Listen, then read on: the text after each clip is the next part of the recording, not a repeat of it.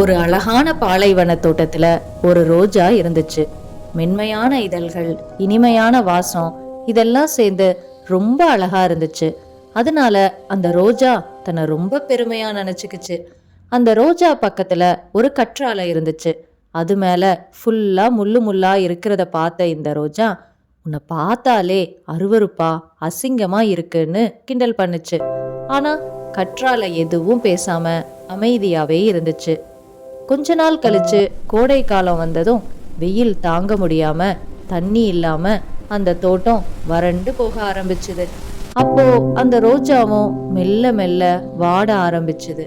அதோட அழகான நிறம் மங்கி இதழ்கள்லாம் காய ஆரம்பிச்சது. ஒரு நாள் ஒரு சின்ன பறவை அந்த தோட்டத்துக்கு வந்து தண்ணி இருக்கான்னு தேடிச்சு. அப்போ கற்றாழைய பார்த்த அந்த பறவை மெதுவா அதை தட்டி கூப்பிட்டுச்சு.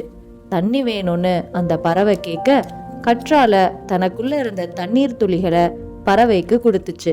பறவையும் மகிழ்ச்சியா குடிச்சுது. அதை பார்த்த ரோஜா ரொம்ப ஆச்சரியப்பட்டுச்சு.